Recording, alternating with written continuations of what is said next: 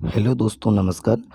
स्वागत है आपके अपने YouTube channel GKGS by Raj sir classes में। आइए आज हम जानकारी प्राप्त करते हैं भारत का भौतिक स्वरूप। और भारत का भौतिक स्वरूप के अंतर्गत हम हिमालय पर्वत के बारे में आज जानकारी प्राप्त करेंगे। देखिए, भारत का भौतिक स्वरूप के अंतर्गत हम पढ़ेंगे उत्तरी पर्वतीय क्षेत्र, विशाल मैदान, प्रायद्वीपीय पठार, मरुस्थलीय प्रदेश, समुद्र तटीय मैदान, इनके बारे में हम जानकारी प्राप्त करेंगे। लेकिन आज हम हिमालय के बारे में जानेंगे। देखिए दोस्तों, सबसे पहले हम जानते हैं भारत के धरातल पर बहुत विविधताएं पाई जाती है। सबसे पहले तो आप ये जान लीजिए कि भारत में पठार, कहीं ऊंचे ऊंचे पर्वत, कहीं समतल मैदान है ना। तो 10.7% भाग पर पर्वतीय भाग है और 18.6% पर पहाड़ियाँ फैली हुई है। 27.7% पर पठारी क्षेत्र और 43% पर मैदानी भाग है। देखिए, भारत को 5 भागों में बांटा गया है भौतिक रचना के आधार पर। वह 5 भाग कौन कौन से हैं? तो उत्तरी पर्वतीय क्षेत्र, उत्तर का विशाल मैदान, प्रायद्वीपीय प्रदेश, मरुस्थलीय प्रदेश और समुद्री तटीय मैदान, है ना। तो इसके बारे में हम जानकारी प्राप्त करते हैं। सबसे पहले हम उत्तर पर्वतीय क्षेत्र के बारे में बात करते हैं। उत्तर पर्वतीय क्षेत्र के बारे में बात करते हैं तो पर्वतों के बारे में बात किया जाए तो देखिए, अभी बेसिक जानकारी हम प्राप्त कर लेते हैं। उत्तर का पर्वतीय क्षेत्र, उसी को हिमालय पर्वतीय क्षेत्र भी बोलते हैं। तो उत्तर से दक्षिण में विभाजन हुआ है इसका। तो उत्तर से दक्षिण में इसका विभाजन हुआ है और यह विभाजन किस आधार पर है? तो भौगोलिक आधार पर है। यह विभाजन किस आधार पर है? भौगोलिक आधार पर। तो सबसे पहले इसके अंतर्गत भाग आता है। इसके अंतर्गत 4 भाग हैं। 4 भाग कौन कौन से हैं? ट्रांस हिमालय, वृहद हिमालय, ट्रांस हिमालय, वृहद हिमालय और मध्य हिमालय और शिवालिक हिमालय। कौन कौन सा? ट्रांस हिमालय, वृहद हिमालय, मध्य हिमालय और शिवालिक हिमालय। चलिए, और इसके बारे में देखते हैं और हिमालय के कौन कौन से भाग हैं। तो पश्चिम से पूर्व विभाजन अगर करें, पश्चिम से पूर्व की ओर विभाजन करें तो इसके भी 4 भाग आते हैं।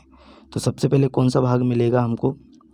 पंजाब हिमालय, कश्मीर हिमालय। उसी को हम पंजाब हिमालय, कश्मीर हिमालय 2 नाम से जानते हैं। पंजाब हिमालय, कश्मीर हिमालय। फिर आएगा कुमायूं हिमालय। तीसरा है नेपाल हिमालय और चौथा है असम हिमालय। चलिए, इनके बारे में हम जानकारी प्राप्त करते हैं। सबसे पहले चलते हैं भौगोलिक आधार पर हिमालय के भाग। तो सबसे पहला भाग आता है ट्रांस हिमालय। तो ट्रांस हिमालय के बारे में जानते हैं। यह हिमालय का सबसे प्राचीनतम भाग है। यह हिमालय का सबसे प्राचीनतम भाग है।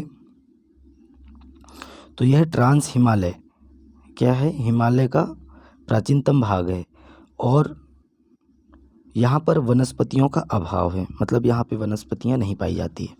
इसके अंतर्गत काराकोरम, लद्दाख, जास्कर, पीर पंजाल जैसी श्रेणियाँ आती है। कौन कौन सी? काराकोरम, लद्दाख, जास्कर, पीर पंजाल। देखिए, एग्ज़ाम में प्रश्न पूछा जाता है कि ट्रांस हिमालय की अंतर्गत जो श्रेणियाँ आती हैं कौन कौन सी हैं? कौन कौन सी श्रेणी आती है? तो काराकोरम, लद्दाख, जास्कर, पीर पंजाल, है ना। और इसी ट्रांस हिमालय में सबसे ऊंची चोटी भारत की स्थित है, जिसको क्या नाम दिया गया है? K2। ये चोटी पड़ेगी काराकोरम श्रेणी पर, है ना। इसकी ऊंचाई कितनी है? 8,611 मीटर इसकी ऊंचाई है। काराकोरम पर्वत श्रेणी की सर्वोच्च चोटी है और यही भारत की सबसे ऊंची चोटी भी है ना।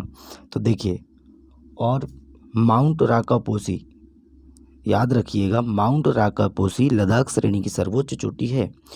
अब इसके अंतर्गत कौन कौन सी श्रेणी है? देखिए, सबसे पहले ये है काराकोरम। ये जो फैली हुई है ये है काराकोरम श्रेणी, ये काराकोरम। उसके बाद आती है लद्दाख, लद्दाख श्रेणी। उसके बाद आती है जास्कर श्रेणी। उसके बाद आती है पीर पंजाल, और ये लद्दाख और जास्कर श्रेणी है, इसके मध्य से ही कौन सी नदी प्रवाहित होती है? तो सिंधु नदी प्रवाहित होती है। ये हुआ अपना ट्रांस हिमालय। नेक्स्ट हिमालय के बारे में बात करें तो इसके बाद आता है वृहद हिमालय। इसी को हम हिमाद्री हिमालय, सर्वोच्च हिमालय या महान हिमालय के नाम से जानते हैं।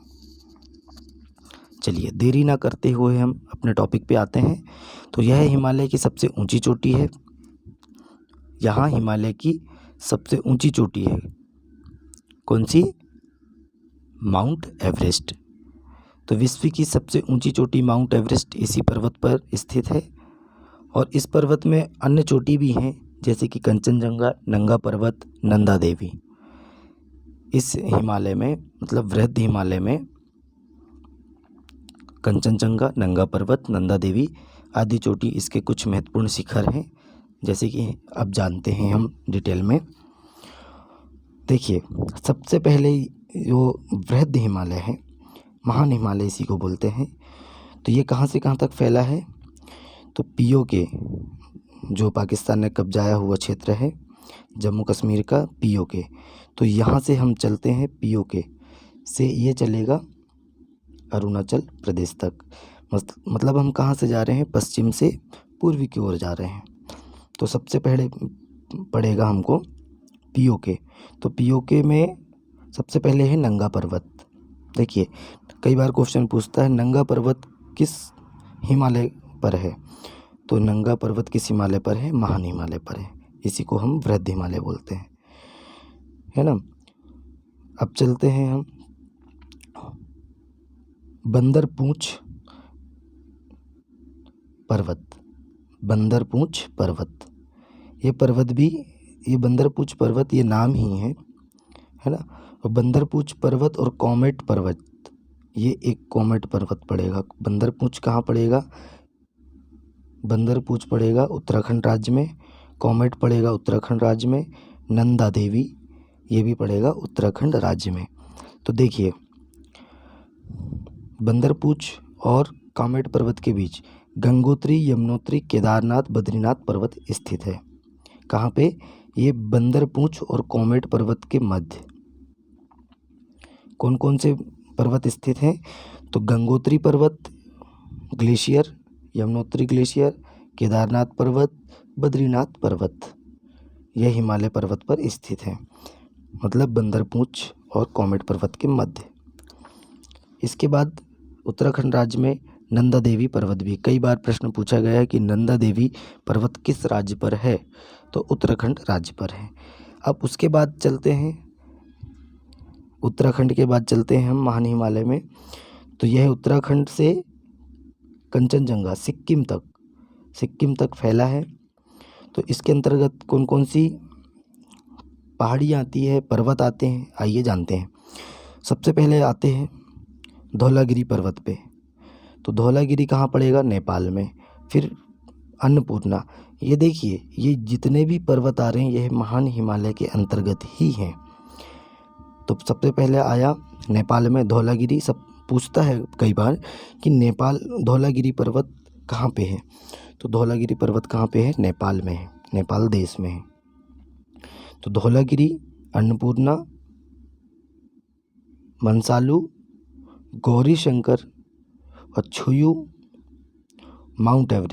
माउंट एवरेस्ट भी कहाँ पड़ेगा? नेपाल देश में पड़ेगा, जो हिमालय की सर्वोच्च चोटी है और विश्व की भी सर्वोच्च चोटी है, जिसकी ऊंचाई कितनी है?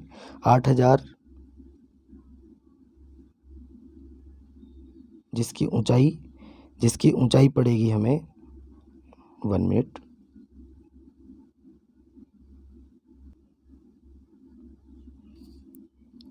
जिसकी ऊंचाई पड़ेगी 8,848.84 मीटर।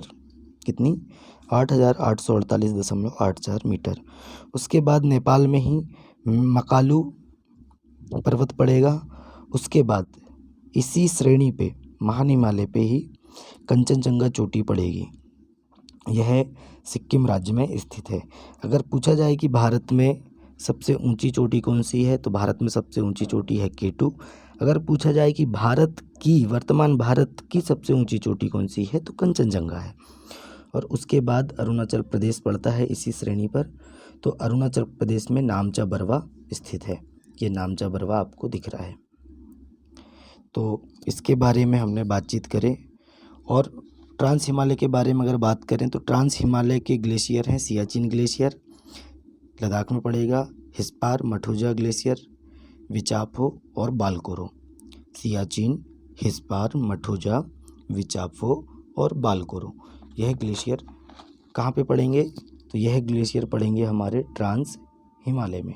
अभी इसके पहले हमने पढ़ चुके हैं। और ट्रांस हिमालय की पर्वत श्रृंखला पड़ेगी हिंदुकुश, हिंदुराज, लद्दाख, जास्कर और कैलाश श्रेणी, काराकोरम श्रेणी। ये पर्वत हैं उसके, जो काराकोरम, लद्दाख, जास्कर, पीर पंजाल, कैलाश श्रेणी, हिंदुकुश और हिंदुराज, ये इसकी पर्वत श्रृंखला है।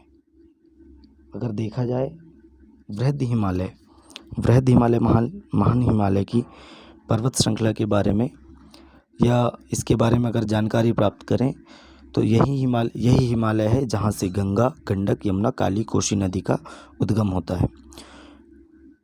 हिमालय के दर्रे, अब ये महान हिमालय के दर्रे कौन कौन से दर्रे हैं इसमें, महान हिमालय में बुर्जिल और जोजिला है, जम्मू कश्मीर में पड़ेगा। सिपकिला और बड़ा लाचला हिमाचल प्रदेश में पड़ेगा। नीतीला, धर्मा, माना, चांगला, लिपुलेख और ट्रेल पास उत्तराखंड राज्य में पड़ेगा। नाथुला दर्रा, जलेपला दर्रा सिक्किम में पड़ेगा। कहाँ पे पड़ेगा, सिक्किम में। चलिए नेक्स्ट चलते हैं। नेक्स्ट हिमालय का भाग आता है मध्य हिमालय, इसी को हम लघु हिमालय के नाम से जानते हैं। तो देखिए इसमें हिमालय का यह भाग पर्यटन के लिए मशहूर है और यहाँ की औसतन ऊंचाई 800 से 1300 मीटर है। 1800 से 3000 मीटर है, माफ़ कीजिए 1800 से 3000 मीटर है। इसी के पास शिमला, कुल्लू, मनाली, मसूरी, नैनीताल, डलहौजी, रानीखेत। देखिए शिमला हिमाचल प्रदेश में, कुल्लू मनाली कहाँ पड़ेगा, हिमाचल प्रदेश में, मसूरी उत्तराखंड, नैनीताल उत्तराखंड, डलहौजी उत्तराखंड, धर्मशाला उत्तराखंड और दार्जिलिंग भी पड़ेगा। कहाँ पे, पश्चिम बंगाल में। और इसी के अंतर्गत हम देखते हैं, इसी के पास शिमला, कुल्लू, मनाली, मसूरी, नैनीताल, डलहौजी, रानीखेत आदि जैसे पर्यटन स्थल हैं। यहाँ की ढालों पर छोटे छोटे घास के मैदान पाए जाते हैं दोस्तों, जिन्हें कश्मीर में क्या बोलते हैं, सोनमर्ग और गुलमर्ग बोलते हैं। क्या बोलते हैं कश्मीर में, सोनमर्ग और गुलमर्ग बोलते हैं, सोनमर्ग और गुलमर्ग। देखिए यह जो घास उगती है, ये पर्वत श्रृंखला दिख रही है आपको, इन पर्वतों के मध्य में घास उगती है ना, इसी को मर्ग बोलते हैं। कश्मीर में इसको मर्ग नाम से जानते हैं, उत्तराखंड में इसको बुग्याल और पयाल नाम से जानते हैं। चलिए नेक्स्ट चलते हैं। लास्ट भाग आता है इसका शिवालिक हिमालय, इसी को हम बाह्य हिमालय भी बोलते हैं, है ना। तो इसके बारे में हम जानकारी लेते हैं। यह हिमालय पर्वत का सबसे दक्षिणी और भौगोलिक रूप से युवा भाग है, मतलब जो पश्चिम से पूर्व तक फैला है। इसकी औसतन ऊंचाई कितनी पड़ेगी, 850 से 1200 मीटर है। इसका विस्तार पाकिस्तान की सुलेमान पहाड़ी से, देखिए पाकिस्तान से फैला है इसका विस्तार, पाकिस्तान की सुलेमान पहाड़ी से लेकर भारत और म्यांमार के बीच सीमा बनाने वाली अराकान पर्वत तक है। इस क्षेत्र में अनेक समतल घाटियां हैं जिसे दूनी और द्वार बोलते हैं, जैसे हरिद्वार, देहरादून। तो इसके बारे में देखते हैं, शिवालिक पहाड़ी के बारे में, कि यहाँ यूपी में शिवालिक श्रेणी को डुंडवा बोलते हैं। इसके पूर्व में चुरिया और मुरिया के नाम से जाना जाता है।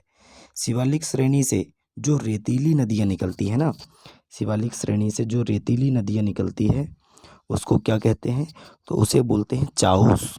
क्या बोलते हैं, चाउस नदी। शिवालिक श्रेणी पाकिस्तान के कोटवार, कहाँ से, कोटवार या सुलेमान पहाड़ी बोल सकते हैं, वहाँ से शुरू होकर कोसी नदी तक फैली है। यह श्रेणी कोसी नदी के पूर्व में खंडित रूप में पाई जाती है और कहाँ तक पहुँची है, तो यह अरुणाचल प्रदेश म्यांमार देश तक पहुँची है, नामचा बरवा के नीचे। चलिए, ये हमारा हुआ हिमालय का भौगोलिक वर्गीकरण। अब हम हिमालय के प्रादेशिक वर्गीकरण के बारे में जानते हैं। हिमालय के प्रादेशिक वर्गीकरण अभी हम देख लेते हैं। हमने पढ़े थे कि भौगोलिक आधार पर कितने भाग हैं, 4 भाग हैं। कौन कौन सा है? ट्रांस हिमालय, वृहद हिमालय, मध्य हिमालय, शिवालिक। इसके बारे में हम जान लेते हैं कि ट्रांस हिमालय और वृहद हिमालय को अलग करने वाली रेखा कौन सी है, तो इंडो साकु सचर रेखा है। कौन सी है? इंडो सचर जोन भी बोलते हैं, लेकिन इसको हम इंडो साकु सचर रेखा, इंडो साकु सचर रेखा भी बोलते हैं। देखिए, वृहद हिमालय और मध्य हिमालय किसके द्वारा अलग होता है, तो मेन सेंट्रल थ्रस्ट। ये बार बार पूछा जाता है कि वृहद हिमालय मध्य हिमालय को अलग करने वाली रेखा कौन सी है, किसके द्वारा अलग होता है, तो मेन सेंट्रल थ्रस्ट के द्वारा अलग होता है। अब मध्य हिमालय और शिवालिक हिमालय किसके द्वारा अलग होता है, तो मेन सीमांत दर्रा के द्वारा मध्य हिमालय और शिवालिक हिमालय अलग होता है। चलिए, इसके बारे हमने जान लिए भौगोलिक वर्गीकरण के बारे में। अब हम जानते हैं हिमालय का प्रादेशिक वर्गीकरण। आइए दोस्तों, हिमालय का पश्चिम से पूर्व विभाजन, प्रादेशिक विभाजन, इसी को बोलते हैं। हिमालय का पश्चिम से पूर्व विभाजन या प्रादेशिक विभाजन, इसी को बोलते हैं। देखिए, इसके अंतर्गत 4 भाग हैं हिमालय के। कौन कौन से? पंजाब हिमालय। कौन कौन से हैं?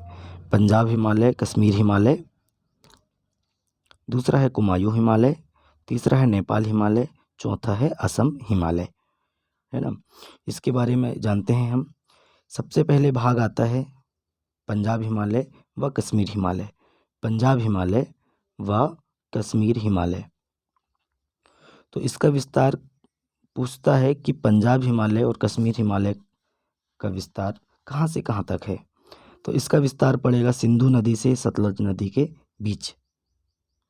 सिंधु नदी से सतलज नदी तक इसका विस्तार है और यह पंजाब कश्मीर हिमाचल का भाग है। इसके अंतर्गत हम जानते हैं कि इसकी लंबाई 560 किलोमीटर है। पंजाब कश्मीर हिमालय की लंबाई कितनी है? 560 किलोमीटर। और यहाँ पर इस हिमालय में जाफरान की खेती की जाती है। ये देख लीजिए आप, जाफरान का फूल है, जाफरान का फूल है। देखिए, ये आ जाएगा हमारा पंजाब हिमालय, कश्मीर हिमालय, और यहाँ से यहाँ तक पड़ेगा हमको कुमायूं हिमालय, और यहाँ से यहाँ तक पड़ेगा हमको नेपाल हिमालय, और यहाँ से ये लास्ट तक पड़ेगा हमको असम हिमालय। इसी के बारे में हम जानकारी ले रहे हैं अभी, और यह प्रादेशिक विभाजन है हिमालय का।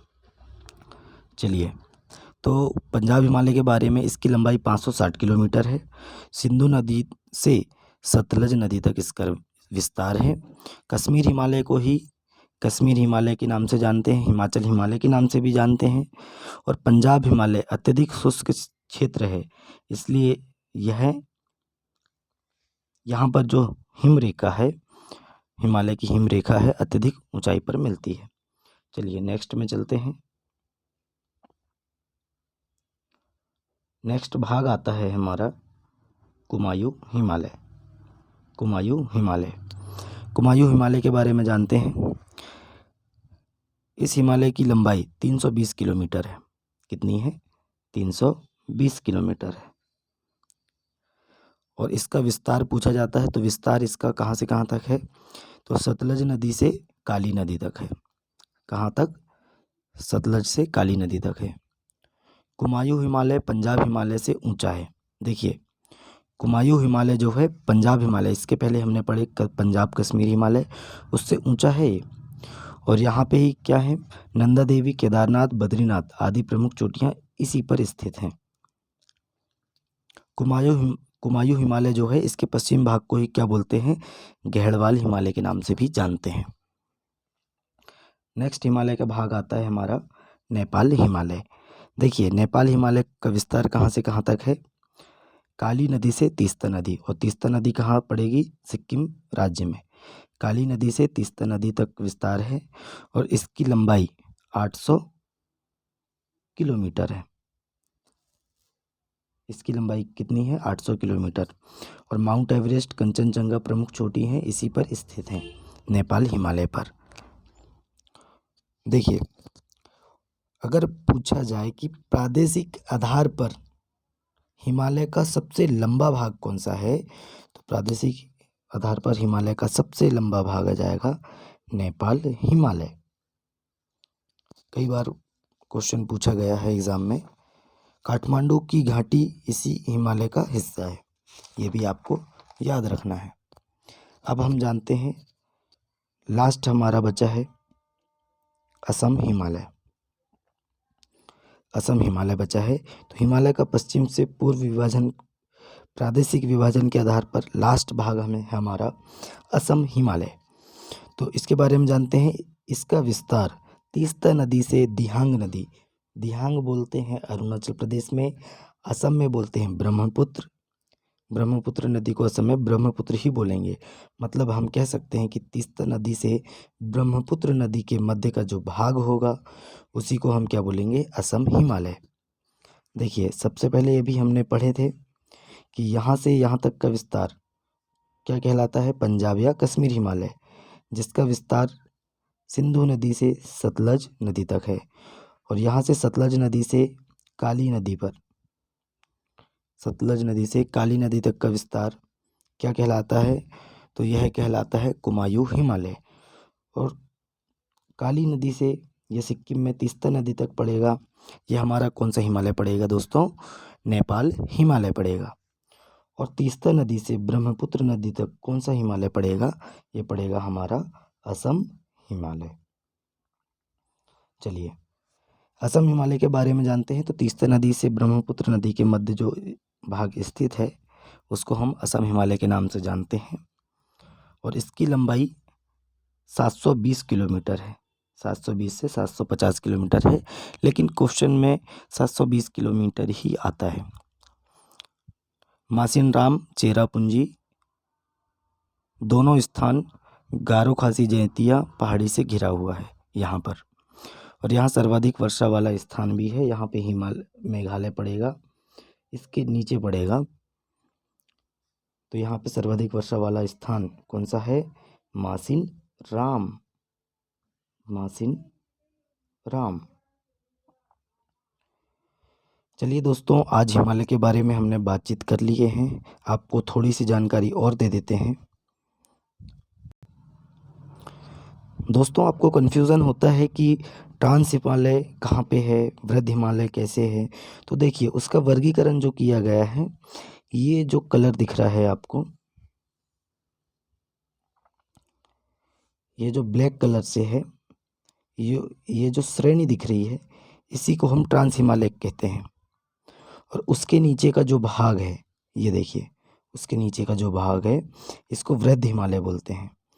और उसके नीचे चला जाए तो ये वाली जो पट्टी है इसको हम, ये जो श्रेणी है इसको हम मध्य हिमालय के नाम से जानते हैं। उसके नीचे का जो लास्ट वाला है, ये दिख रहा है आपको, इसको हम शिवालिक हिमालय बोलते हैं। तो इसके हमने 4 भाग पढ़ लिए हैं। दोस्तों कैसा लगा आपको यह वीडियो, कमेंट करें, लाइक करें, इस वीडियो को ज़्यादा से ज़्यादा शेयर करें और आपके अपने यूट्यूब चैनल को सब्सक्राइब करें, अपने दोस्तों में ज़्यादा से ज़्यादा शेयर करें ताकि हमें पता चले कि हमारा कंटेंट कैसा है। और आज के लिए दोस्तों इतना ही। आपको कैसा लगा यह वीडियो, हिमालय के बारे में आज हमने जानकारी लिए हैं। आज के लिए इतना ही, ऐसे ही हम आपके लिए वीडियो लेकर आते रहेंगे। चलते हैं, नेक्स्ट वीडियो में मिलते हैं। जय हिंद, जय भारत।